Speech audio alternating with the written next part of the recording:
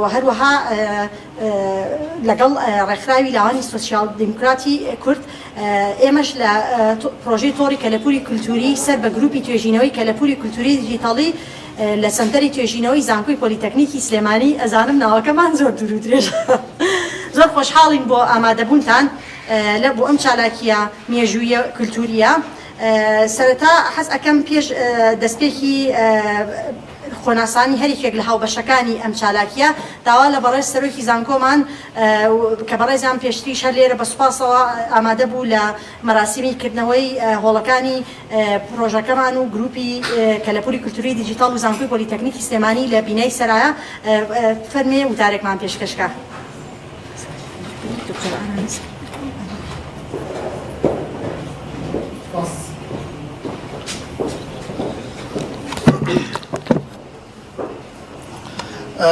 بەیانیتان باش هەموو لایەک زۆر سپاس دووبارە بۆ ئامادەبوانیان بە ڕێزانە سپاسی ڕێکخراوی لاوانی سۆسیال دیموکراتی کوردەکەین و زانکۆی ڕاپەڕینەکەین کە بە هاوبەشی لەگەڵ زانکۆی پۆلیتەکنیکی سلێمانی ئەم چالاکی ئەمڕۆ ئەنجامەدەین. یەکەم چالاکیمانە لەسەر ئاستی زانکۆ لەسەر ئاستی گروپەکەمان لە سنتەری توێژینەوە گروپی توێژینەوەی کولتوری دیجیتاڵی لە زانکۆی پۆلیتەکنیکی سلێمانی. بەڕاستی ئەمڕۆ بۆ خۆم بۆ شخصی خۆم ڕۆژێکی مێژوویە کە بتوانین لە ناو سەرای سلێمانیەوە زانکۆی پۆلیتەکنیکی سلێمانی بتوانێت چالاکی کولتوری بکە. چەند ئەبعادێکی هەیە چەند لایەنێکی هەیە کە ئێمە جێگای ئەوەیە کە شانازی پێوە بکەین. یەکەمین کە زانکۆ سەرجەم هەمیشە ئێمە لە سەرجەم بۆنەکانە باسمان لەوە کردووە کە زانکۆ بێ بەشێ بێ لە داخوازی خەڵک داواکاری خەڵک بۆ تێکەڵ بە خەڵک بێ. ئێمە ئەمڕۆ کە باسی پاراستنی کولتوری دیجیتاڵیەکەین کولتوری کەلەپوری بە شێوازی دیجیتاڵیەکەین ئەبێ لە ناو خەڵکەوە ئەم چالاکیانە باس بکەین. سەرای سلێمانی بەم مێژوویەوە بەم تایبەتمەندی خۆیەوە شوناسی شاری سلێمانیە. ئێمە کە بتوانین لە ناو سەرای سلێمانیەوە ئەم چالاکیە بکەین ئەمە خۆی لە خۆیان یەکێکە لە دەستکەوتە گەورەکانی زانکۆ کە بتوانین لە ڕێگای خەڵکەوە تێکەڵک بە خەڵک بین. چالاکەکەی ئەمڕۆ بە ناوی یاریەکی کولتوریەوە باسەکرێ بەڵام خۆی من چوم سێرێکی خوارەوەم کرد بەڕاستی هاتنی خەڵک لە سەراوە بۆ ناو بینای سەرا بۆ چالاکیەکی زانستی کولتوری ئاوا بە شێوازێکی زانکۆیە بیکە ئەمە دەستکەوتێکی گەورەیە. سپاسی هەموو لایەنانەکەم سپاسی ئەو گروپاکەم گروپی پاراستنی کولتوری کەلەپوری دیجیتاڵی و سپاسی هەموو لایەنانەکەم کە هاوکارمان سپاسی بەڕێوەبەراتی گشتی ڕۆشنبیریەکەم کە ئەم بینایە بەشێ لەم بینایە سێ ژوور لەم بینایە محکەمەی کۆنی سلێمانی بۆ ژووری سیمینار بۆ دوو ژووری کەمان پێدراوە بۆ ئەوەی بتوانین بەردەوام چالاکەکانمان بکەین. ئێمەش بەڵێنیەوە دەین کە لێرەوە چالاکەکان فراوان بکەین و بەرەو چالاکی تر بڕۆین و بتوانین لە سەرای سلێمانیەوە ببین بە دەنگێکی پاراستنی کولتوری کەلەپوری شاری سلێمانی. دووبارە سپاس بۆ هەموو لایەک. سپاس بۆ دکتۆر ڕۆژین ئەمڕۆ زۆر بە جوانی پێشکەشی سیمینارەکەی کرد و پێشکەشی ناساندنی گروپەکەی کرد. لەبەرەوە من لەوە زیاتر نایناسێنم. سپاسی ئامادەبووانەکەم هیوای سەرکەوتنتان بۆ خوازم و سپاس بۆ هاوکارانمانەکەن لەم کارە ئێوەش سەرکەوتوو بن. زۆر سپاس. زۆر سپاس بەڕێز پرۆفیسۆر یاریدەر دکتۆر ئالان فەریدون بۆ پشتگیری بەردەوامی و کارئاسانیکردنی هەم بۆ کارەکانی گروپەکەمان هەم بۆ لە کاتی پرۆسێسی وەرگرتنی ژوورەکانی سەرا و متابعی بەردەوامی و خەمخۆری. بەڕێزان لە ئێستایا من بەس بە کورتیەک باسێکی گروپەکەمان ئەەکەم و پرۆژەیەکی ناو گروپەکەمان. دوای ئەوە بوار ئەدەم بە بەڕێز کاکدلێر کەمال جێگری سکرتێری ڕێکخراوی لاوانی سۆسیال دیموکراتی کورد بۆ باسکردنیکی ڕێکخراوەکان وەکو پارتنەرێکی ئەم پرۆژێ و دوای ئەوە بەڕێز ئاشپارلۆ لە زانکۆی ڕاپەڕینەوە کە بەڕێزیان بەڕاستی یاری ئور بڵین بەڕێزیان پێشتر و چالاکیان کردو لە هەولێریش باسێکی یاریەکە بکات و باسێکی چالاکیەکانی یەکەکەیان. بەڕێزان پرۆژەی تۆڕی کەلەپوری کولتوری پرۆژەیەکی نێودەوڵەتی هاوبەشی زانکۆمانە لەگەڵ دوو زانکۆی بەریتانی زانکۆی ڕێدین و زانکۆی لیستەر پرۆژەکە بە سپۆنسەری دارایی و پشگیری تۆڕی نەهرێنی زانکۆی یوسیڵی بەریتانی کە ئەوانیش فەندی GCRF و AHRCە وەرمان گرتووە. پرۆژەکە وەکو باسم کرد لە زانکۆی یوسیڵە کە سێهەم زانکۆیە لەسەر ئاستی بەریتانیا. ئێمە لە ناو فەندەکانیان تۆڕی بڵین پرۆژەی گەورەمان وەرگرتووە فەندی پرۆژەی گەورەمان وەرگرتووە کە بە سوپاسەوە بۆ متمانەیەکی گەورەیە کە پێمانیراوە لێرا زۆر ناڕۆم بەڕاستی تۆزێ لەمە پێش باسیکی زۆربەتان بەڕێسان ئامادە بوون کە باسی پرۆژەکەمان کرد بەڕێوەبەرانی پرۆژەکە بەڕێزان دکتۆر سعد دکتۆر ئالان خۆم لەگەڵ پرۆفیسۆر ڕۆجەر لە زانکۆی ڕێدین و پرۆفیسۆر ڕوت لە زانکۆی لیستەرا ستافی چالاکی پرۆژەکە ئەم کوڕوکچە جوانەمان دوونە ناسانەیە بە سوپاسەوە تۆڕی کەلەپوری کولتوری لێرە یترە وەستم ڕاستیەکەی بەس بۆ ئەوەی بە کورتێک لە چالاکیەکەیان تۆڕە مەفهومیەوەی کۆکردنەوەی خەڵکە لە چالاکی زانستی و چالاکی کەلەپوری کولتوری هەدەفمان بەشدار پێکردنی کەرتی پەیوەندیدار و کەسانی پەیوەندیدارە بە بواری کەلەپوری کولتوری و دروستکردنی تۆڕێک بۆ گەشەپێکردنی چالاکیەکان ڕاهێنانیشە لە هەمان کاتا لەو توانانەی کە پێویستمانە بۆ بەرپەرەپێدانی کەرتی کەلەپوری کولتوری و لە هەمان کاتیشا توێژینەوە و مبادرەی بیگەێنەیە توێژینەوەکانیشمان هەدەفەکەی ئەوەیە کە بە سیستماتیکی کێشەکانی بڵێ لە ماوەی 8 مانگە هەربەس بە کورتی لە کۆی 583 بەشدار بوومان هەبوو لە 14 چالاکی و ئەمە بێجگەلەوەی 5 توێژینەوە دەستی پێکردو و ژمارەیەکی زۆر ڕاهێنانمان کردووە. إن شاء الله أمشيان أما طبعا ما تأستت شارت شالاكي مان كدو زيادة شو تخاني راهنان أو ينزيان وركشوبي راهنان بوا أم شالاكي أمر روا يكم شالاكي نتوركيني بروجكتيا أيجي لبري وسطابو مسمال لسراء دس فيك شالاكي كان من خوي لكاتك على جدولي بروجكتيا لبداية أبو غلام كزاني من سراء معنا يعني راستيكي وكو برز دكتور آلان ماشي بيكر بو إما زور جرينجا أم شالاكي كبيني ناوكو ملقا وخلق بجدار بيفكين بس باصل بوها كاران من بتايبتي يكي شنواری زانکۆی راپەڕین کە ئەم چالاکیە کەتیایە بە بەشدار پێکردێتی و بەڕێزان ڕێکخراوی لاوانی سۆشیال دیموکراتی کورد کەم چالاکی هاوبەشەمان هەیە ئەمڕۆ بەیەکەوە زۆر سوپاس بۆ ئامادەبوونتان هیوادارین تەمەتۆکەن لە یاریەکە لە خوارەوە دوایی کە ئێستا دوای ئەوەی ئاش باسی ئەکان لە ئێستاە بۆ ئەوەی لەبەری ئاش دوایی باسی پرزنتیشنەکە باسیەکە چۆن یاریەکە بکەن سیمینار پرزنتیشنەکەی و بەجێ بێڵن دوایە دۆڕن لە یاریەکە فیڵتان لێکەن لەبەرەوە باجاری بوار بین بە کاکدلێر بە سوپاسەوە وتەیەکی خۆی پێشکەشکە و دوای ئەچینە لای ئاشەوە.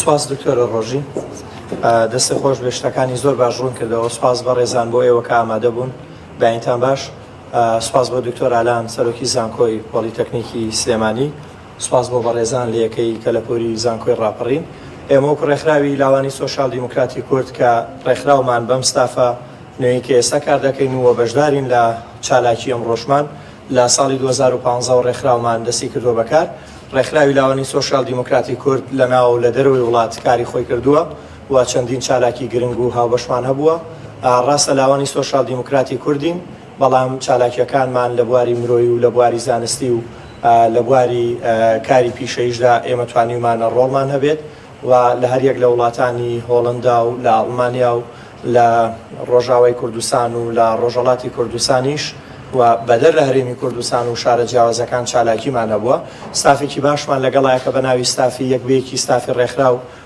سوپاس بۆ ئێوە سوپاس بۆ بەڕێزان لە یەکەی کەلەپوری زانکۆی ڕاپەڕین و تۆڕی کەلەپوری کولتوری سەر بە گروپی توێژینەوەی کەلەپوری کولتوری دیستاڵی لە سەنتەری توێژینەوەی زانکۆی پۆلیتەکنیک بێگومان خۆشحاڵین ئێمە کە لەم چالاکیە بەشدار بووین بۆ زیندووکردنەوەی یاریکی مێژووی لەم شێوەیە کە مێژوەکەی دەگەڕێتەوە بۆ هەزاران ساڵ ڕەنگە هەریەک لەو بەڕێزانەی کە بەشدارن یاخۆت حوزوریان هەیە لێرە بپرسن بۆچی لەم کاتەدا سێ یەکەی جیاواز لە سەنتەرێکی لە ڕێکخراوێکی لاوان و لە زانکۆیەک و دوو زانکۆ هاوبەش کە هەستاون بە ئەنجامدانی ئەم چالاکیە ڕەنگە ئەمە پرسیار بێت بەڵام من بەش بە حاڵی خۆم وای دەبینم کە بەشداریشین لە چالاکیە کە لەگەڵەوەی کە شەرەفێکی گەورەیە لەگەڵ هەرێک لە زانکۆی پۆلیتەکنیک و زانکۆی ڕاپەڕین کار بکەین بەڵام بۆ ئەوەیە پرسەکە لەناو ئەم هەموو جەنجاڵە سیاسی کە ئێستا هەیە لە باشووری کوردستان تۆ بیرکردنەوە لەوەی کە یاریەکی وا مێژووی دێرین کە دیسان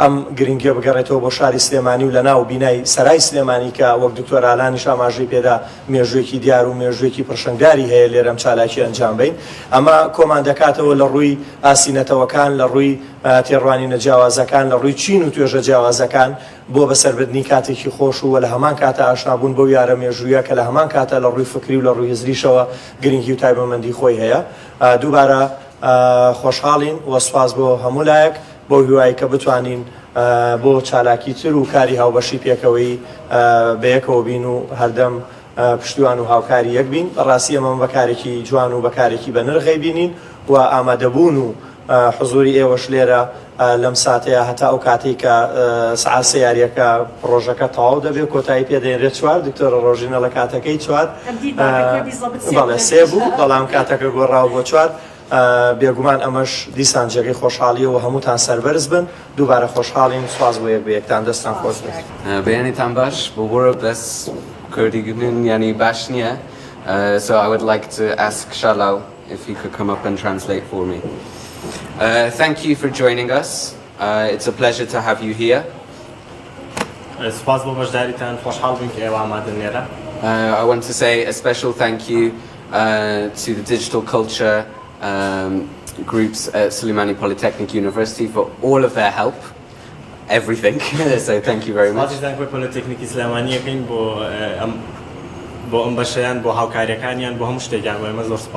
And also to the Kurdistan Social Democratic Youth Organization for their volunteers and their support.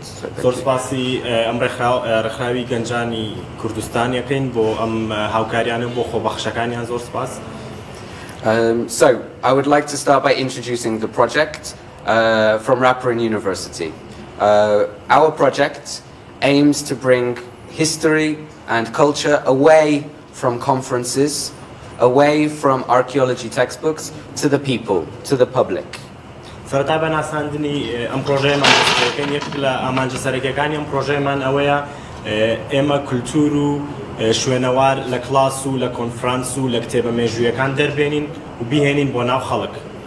And we wanted to choose the first project as something people enjoy, a board game. ويكم بروجشمان بريتي بولويك اما جيميكي ياريكي بورد بينين كخلق تشجي لدبينت اكردني. We chose this because if you go to the Chaykhana, to the bazaar, you see people playing domina, taula, all of these things. اما بويا ام ياري من هوجان لبروي كي اول سيري شاخانه كان ياخذ لا كافيه كان خلق ام ياريانه كان دومينه ياري شطرنج ياري ترلم بورد جيم معنا كريت. So this, as the game of war, is from the south of Iraq, okay, during the Mesopotamian period, around 4,500, 5,000 years ago. ام ياري ناوي اورا ك لباشوري عراق كراوا ك مجوكي بو 4500 نسكي 5000 سالا قرتوا ك ام ياري كون كراوا ليرا. So our plan was to bring it back for the first time in the Mesopotamian lands, for the first time in thousands of years, using local artists, local manufacturers, and also developing our students at Rapperin University. اما یاری ما زندو کردوا با آرتیست و با هنرمندانی لوکالی خومان و هر وها طلبکان خوبخشکانی خومان لزانکورا پاری راهنان ما پیکردن چونتی کردنی ام یاریا. So if you want to buy it at the British Museum, it's £100 made in China. We said we want this to be made in Mesopotamia by the people who live here for the first time in thousands of years. اگر ام بورد گیم لا موزخانی بریتانی بکن لانه بای 100 پاوند و بلام اما بیرمان لو کردو که با لوکالی هنرمنده کی ناخوی ما درست بکاتو خلقی چش بورد بکن لا کرینی ولا کردنی ام یاریا. Okay, so our project focuses on research, student development, community engagement, and promoting heritage. پروژه اما زیاتر جختکاتوا لسر کلتور لسر میجو لسر بکارهێنانی خوێنکاران لە پرۆژەکاندا و هەروەها تێکەڵ کردنی شتە کولتوریەکان لەگەڵ کۆمەلگایە. So the origins of this project, as I mentioned, was the idea to bring something from the past back to the world around us today. ئامانجی سەرێکیشمان ئەوە بوو کە ئێمە شتێک لە کۆنەوە بگەڕێنینەوە بۆ سەردەمی ئێستاە کە ئەم یاریە. So the first time we tried it, we took it to the bazaar in Rania. یەکەم جار کە ئەم یاریمان هێنا و ویسمان بۆ یەکەم شوێن کە تاقیب بکەینەوە لەناو بازاری ڕانیە بوو. When you go there in the afternoon, there are many old people playing, I don't know, like damla or something, a traditional game made of stones and bottle caps. ئەگەر پاژنیۆڕام چن سەردانێکی ئەم چایخانە و پارکەکان کە لە ڕانیە خەڵکێکی بەتەمەن هەمویان ئەم یاریانەکەن یاری دۆمیناکەن یاری لەم جۆرانەکەن. So it was something that they could relate to. ئەمان زانی کە ئەمە شتێکە ئەتوانین ئەوان خۆیانی تیا بدۆزنەوە بۆیە ئێمەش بڕیارماندا لەوێ بکەین. And it was at this point we realized older people and younger people wanted to play. ویسمان تێکەڵبوونێک دروست بکەن لە نێوان خەڵکی بەتەمەن لەگەڵ گەنجەکانە. So we thought, let's do it on a bigger scale. So earlier this year we went to Erbil Citadel, where we hosted our first public event, where we invited members of the public, VIPs, to come and make their own board. ویسمان شتەکە زیاتر گەورە بکەین بۆیە لە پار ساڵ لە قەڵای هەولێر ئەمەمان کرد کە خەڵکێکی بیانی زۆر ئامادە بوو خەڵکێکی تر زۆر ئامادە بوو ویسمان زیاتر بیناسێنین لە شوێنێکی کولتوری وەکو قەڵای هەولێرە. We noticed that it was not just Kurdish people that were interested. There were people from Baghdad, there were people from Mosul, but also a number of foreigners who were interested in the project. ئەمە سەرنجماندا تەنیا کوردەکان حەزیان لەم یاری نییە بەڵکو خەڵکی لە بەغاوە لە مووسڵەوە تەنانەت خەڵکی تورکی لێبوو و خەڵکە بیانیەکانیش چێژیان لەم یاریە بینی. So just a quick background. I will not give you all of the archaeology details. هەر باگراوندێکی بە پوختی بە کورتی پێتان ئەڵەم هەموو دیتیلێکتان پێ ناڵێم. Okay, so the Royal Game of Ur, this is the example based on the British Museum version. ئەمە نمونەیەکە کە لەسەر ئەو دانەیە دروست کراوە کە لە مۆزەخانەی بەریتانی هەیە. We chose this one because the University of Rapparin is currently working with the British Museum or supporting them on their excavations. So there is a tangible connection. As a British archaeologist, it was natural for us. بۆیە ئێمە بڕیارماندا لەگەڵ ئەم یاریە دروست بکەین لەبەرەوەی ئێمە لە ئێستا زانکۆ ڕاپەرین لەگەڵ بەشی شوێنەواری مۆزەخانەی بەریتانی ئیش دەکەن بێکەوە هاوکاریان دەکەین لە هەڵکۆڵینەکانە. Okay, so this is the original on display at the British Museum. ئەمە نوسخە ئەسڵەکەیەتی کە لە مۆزەخانەی بەریتانی هەیە.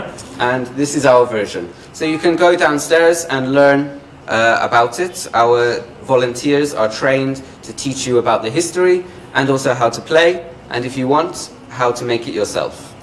لە خوارەوە دوای سیمینارەکەیەوە ئەتوانن سیر بکەن کە چۆنی یاریەکە کە یاساکانی چۆنە و هەروە سێشنی VIP مانەیە کە خۆتان گەیمەکە دروست دەکەن خۆتان ڕەنگەکان هەڵەبژێرن بە پێی یاسای گەیمەکە. One of the interesting things about this project is that 4,000, 5,000 years ago, the world was connected just like us today. And this game represents that. ئەوەی گرنگە لێرەیە لەم پرۆژەیەوەیە کە نزیکەی 4,000 بۆ 5,000 ساڵ لەمەوە پێش خەڵکانێکی کۆن لە ڕێگەی ئەم یاریەوە پەیوەندیان دروست دەکرد وەکو چۆن بە هەمان شێوە لە ئێستاش ئامانەوە پەیوەندیەک دروستکەن لە ڕێگەی ئەم یاریەوە.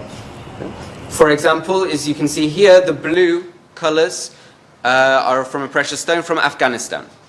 ئەم ڕەنگەشینانەی ئان بینن بە تایبەتی بەردەکان لە ئەفغانستانەوە هاتوون بەردێکی زۆر پەنرخ بوون. The red is a carnelian from the Gujarat region of India, near Pakistan.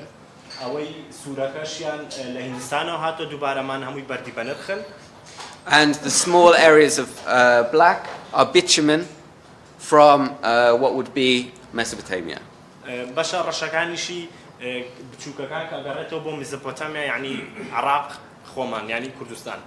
So the game is truly international. It was played throughout the Mesopotamian world, played in India, where it survived until recently in a different form amongst the Jewish community in Kochi. ئەم گەمیە خۆ گەیمێکی نێودەوڵەتیە کە پێشتریش لە کۆنا کراوە لە سەرانسەری مێسۆپۆتامیا بە تایبەتی لە هیندستان کراوە لەوانەیە لە فۆرمی جیاوازتر کرابێت بەڵام هەموو هێر ئەگەڕێتەوە سەر ئەم گەیمە. It was played in Iran, across Iraq, Syria, Cyprus, Crete, and there is an example from the tomb of Tutankhamun in Egypt with a very similar example. لە ئێران و لە میسر و لە زۆربەی ئەم وڵاتانی چواردەوەرمان کراوە وەروە لە میسریش یاریەکی هاوشێوە لەوە لە سەردەمی فیرعونەکانەوە کراوە کە شێوەکەی لە ئورەچێت. So just like playing PUBG or something today, you're connecting with people around the world.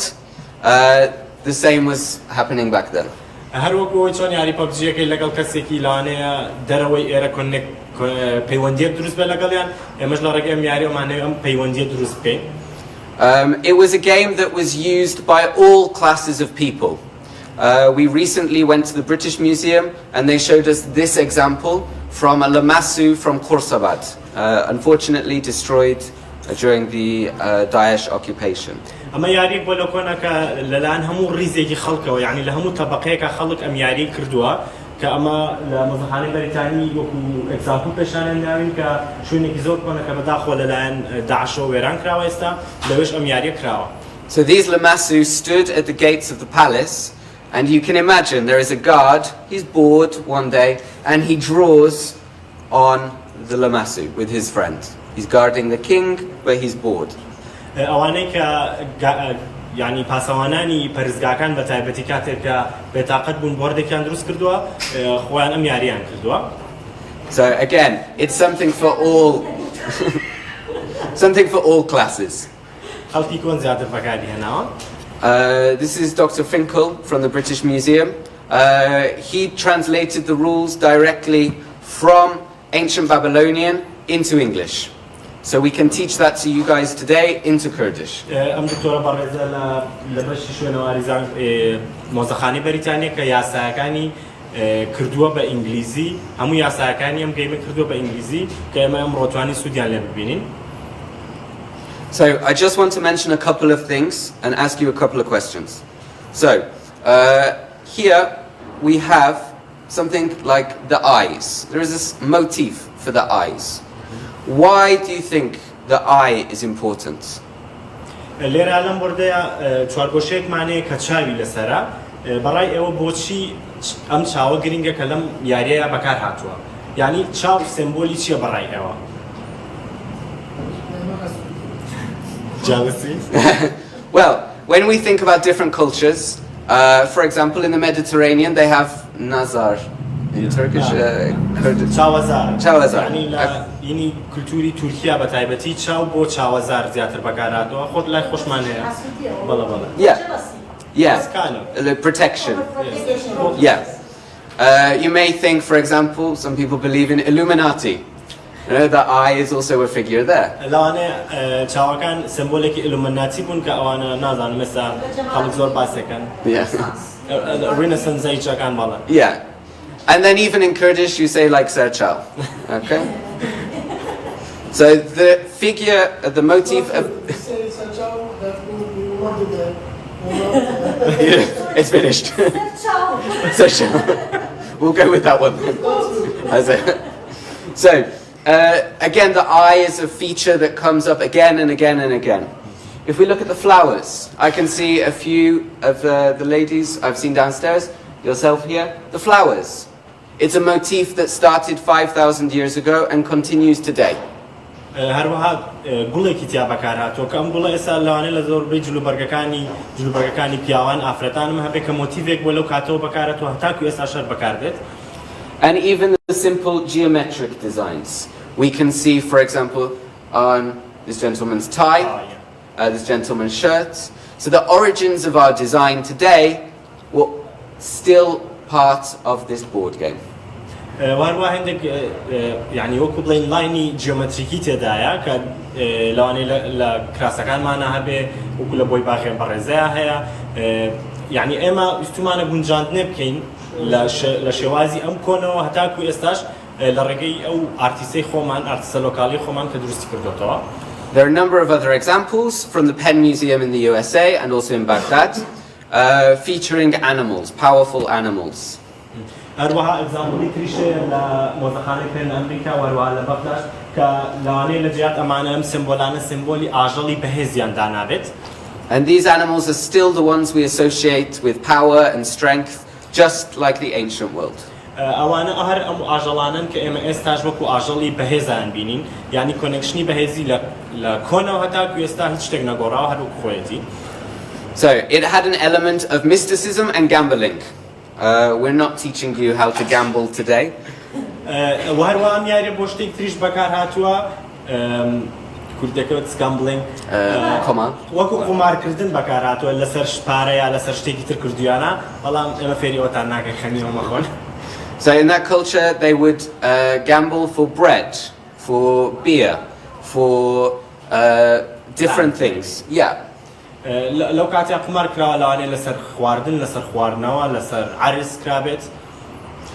But also it had a mystical element, just like, do you say fal? Like reading the coffee? شتێکی نامۆشی تایە تقریباً وەکو پێشبینیکردنێکیش ئەم یاریان بینیوە. So for example, if you were to land here, it would mean, oh, you will become strong like a lion. ئەگەر بەردەکەت بێتەوە یاخود زارەکەت بێتەوە مانە ئەوەیە کە تۆ کەسێکی بەهێز دەرەچیت زۆر بەهێزترەبی لە داهاتوویە. Or things like you will find a new friend. یاخود لەوانەیە ڕەفقێکی نوێ بدۆزیتەوە یعنی وەکو ئەلەمەنتی فاڵ بەکارهاتووە پێشبینی داهاتوو. Okay. So don't ask me the exact ones. You can make it up like in fal. Okay. So the idea is this is an object that talks to us today. It's international, like your iPhone. One piece made in China, one piece made in America, one piece made in India. ئەمە بەشێکە کە ئێستا ئەتوانین یعنی وەکو بەشێکی خۆمان بیبینین وەکو هەموو شتانەی تر کە لە بەردەستمانە وەکو ئەو مۆبایلە لە بەردەستمانە کە بەشێکی هەر بەشەی لە وڵاتێک دروستکراوە ئەمە شتێکی ئینتەرناشناڵە. Maybe you were the rich person with this in your tomb, or maybe you were the poor guard at the palace. It was something for everybody.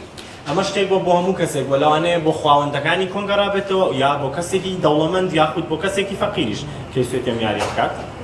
Okay, and it becomes part of a trading network, culture spreading across the region. Just like, for example, here you're listening to English music. Okay, this is how culture spreads these days. And the same thing happened back then. لەکۆنیشدا ئەم یاریە وەکوین بەکارهاتوە وەکو ئەوەی تێکەڵاوبوونی کولتورە جیاوازەکان چونکە هەر بەشەی لە وڵاتێکەوە هاتووە لە ڕێگەی ئەمەش وەکو بازرگانیەک دروست بووە بە بۆنەی ئەم یاریەوە. And as I mentioned before, the designs are relatable to us today. دیزاینەکەش کە لەو سەردەمەدا کراوە هەر وەکو ئێستا پەیوەندی هەیە بە خۆمان و بە کولتوری خۆمانەوە.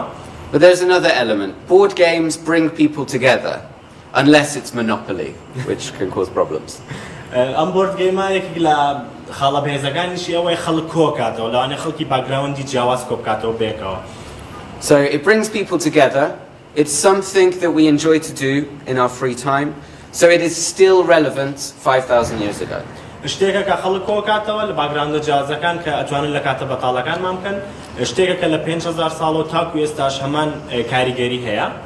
So where does the project go now? We want to thank you again for hosting us here at Sulaimani Sarai. It's an incredible building. This marks our second chapter of the story. ئەوەی کە لەمە بۆ دایکەین ئێمە پێش ئەو سوپاسی ئەوەکەین زۆر سوپاس بۆ ئەوەی کە ڕێگەتان پێدان لێرە سیمینار و چالاکیەکەمان بکەین لەم بینایە مێژوویە کە بینایەکی زۆر جوانە. لەمە بۆ دوای یاریەکە بەڕەو ستێپیتر دەڕۆ ئەمە چاپتەری دووەمیەتی. The next stop we hope to take it to Baghdad. شوێنی دواترەمان هەیە بیبین بۆ بەغدا لەوێ بیکەین ئەم یاریە. We're currently working to secure funds from UK arts organisations. ئێستا لە هەوڵیەوە دایم بۆی فەند کۆ بکەینەوە لە ڕێکخراوەکانی بەریتانیا. And we have a documentary from the UK coming to film this project. هەروە دۆکومنتاریەکیش لەسەر ئەم یاری ئامادە کراوە کە لەلایەن بەریتانیاوە هاتوون تیمێک لە بەریتانیا هاتوون دۆکومنتاریەکیان لەسەر ئەم یاری ئامادە کردووە. Which, fingers crossed, hopefully, next year there will be a big exhibition about Mesopotamia in London and we will be taking part. بە هیوان ئەوەن کە ساڵی داهاتوو بڕیارە کە پێشەنگایەکی زۆر گەورە دەبارەی میزۆپۆتامیا بکرێت ئێمە لە هەوڵی ئەوە داین وەکو زانکۆ ڕاپەڕین بەشداری لێ بکەین. So I want to say thank you to all of our wonderful partners who have made this possible, to our chief artist Hoshmand Mofak who couldn't be here today. زۆر سپاسی هاوبەشەکانمان دەکەین بەڕێزان زۆر سپاس بۆ هاوکاریتان و زۆر سپاسی هونەرمەندی لۆکاڵیمان دەکەین هۆشمەندکان بڕۆنەی توانی لێرە بێت. And I would like to ask you to join us downstairs where you can learn to play everything about it, learn about the game, or if you would like to make your own, feel free. ئێستا داواتان لێکەین لە خوارەوە ئەمە بۆرد گەیمەکانمان ئامادە ئەتوانن فێری یاریگاکە بن چۆن نەکرێت و ئەتوانن بۆردی خۆتان دروست بکەن و دوایی خۆتان بیکەن لە ماڵەوە. Thank you very much. زۆر سپاس بۆ ئامادەبوونتان. دەستان خۆش.